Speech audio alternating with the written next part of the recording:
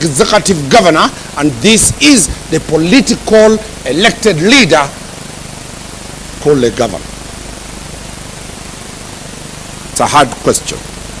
The employees that were arrested, who attended, issues were raised by the mover, that was an abuse of funds. They were charged individually. No charge sheet for the governor has been presented to you to show that she was culpable for any offense committed, if at all it was committed, at a place called Makiri. I'm sorry, the language of the video, I only have found 2 words or 3 words in Kiswahili that says, tutapambana kiroho. What offense does it occasion anybody? I know she's a bishop. I represent religious people. Is it a curse for them? That is the only name I had there, tutapambana kiroho. If it offended anybody, I don't know. We move further. Then she says, tutapambana kisheria. Honestly, when the governor is telling you, use the law, deal with her, she'll also use the law to defend herself. Mr. Speaker, sir, it does not occasion any prejudice to any member of parliament. Stones were thrown. You look at those videos. Thank God I'm a criminal lawyer. Those videos are 2. They are not 1. The setting is different. The framing of the videos, the cameras used are different. Any attempt to make them one transaction cannot start. The rally is separate. The throwing of stones are in another scenario. Is the governor present where the stones are being thrown? Is there any evidence who those people throwing stones are, and they are under clear instructions to throw stones and spoil vehicles? The matter was reported to Maua police station. The mandate of the police under Article 244 and Article 245 is clear. It has not been donated to the county assembly.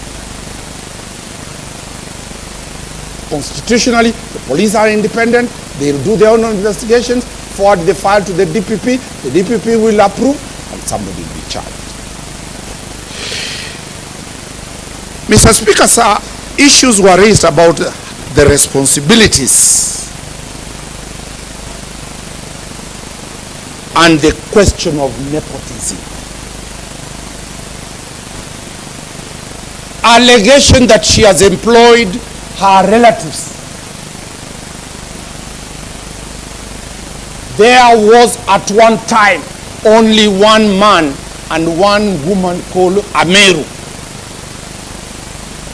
The genealogy and how the Meru, who are millions, came up, they started from one person. So all of you are relatives.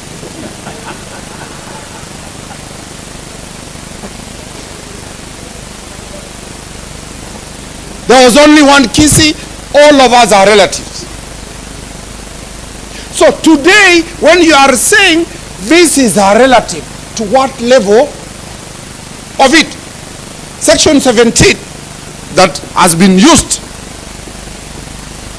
defines a relative. To what level of consanguinity? To what level?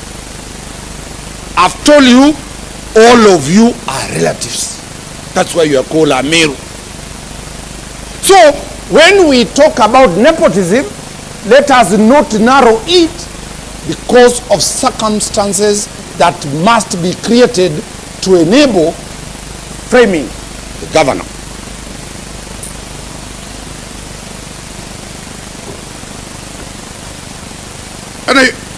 Mr. Speaker, sir.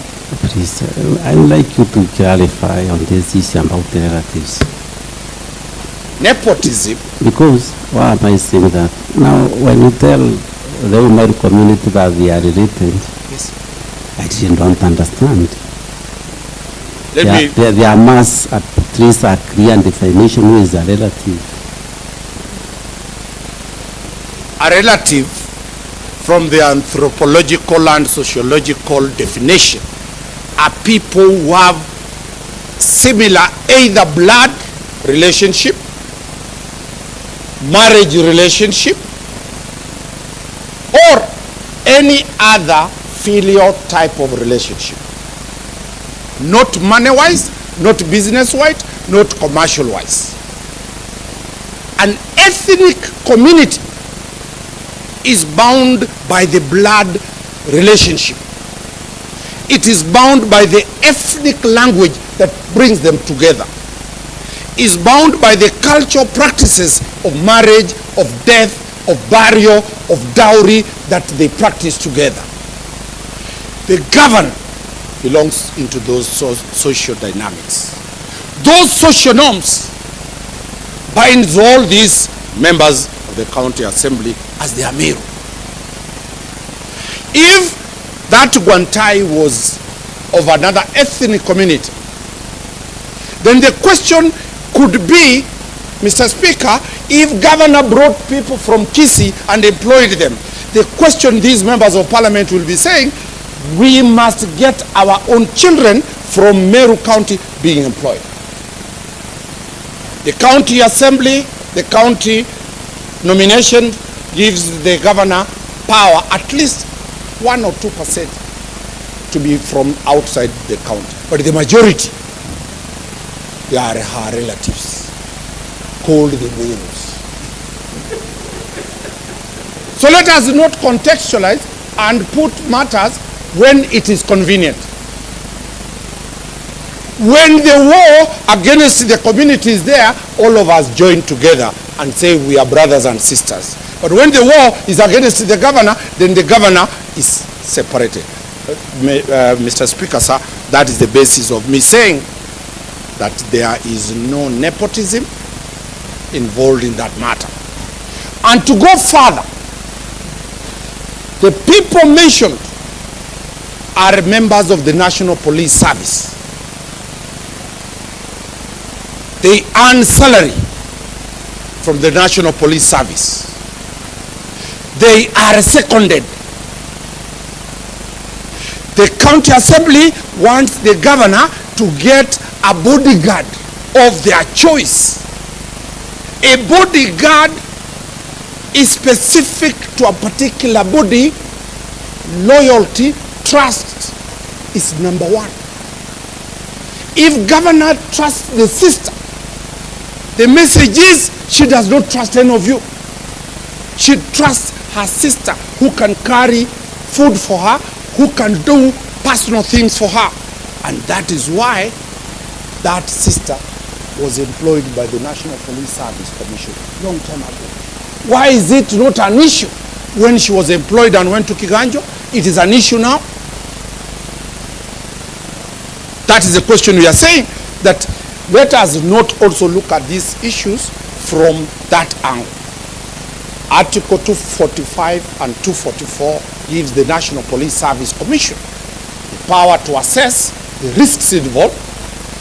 Members ask, they are told, we have assessed, we will give you 2 officers of your choice. It's procedure. Mr. Speaker, sir, count 2, I've dealt with the question about the bodyguard, and I've also raised the question was raised that these people went for a diplomatic mission. That is not true. The Chinese company is not a government invitation, it's a private company. As the mover responds, he'll need to clarify, was there any diplomatic engagement? Did those people meet the Chinese diplomats? Or they went to see a cancer, a business group that wanted to do a cancer? So there is no diplomacy involved, because any engagement under the Geneva Convention on diplomats You cannot purport to be a diplomat from Meru, and the county governments have no role for the function of diplomacy.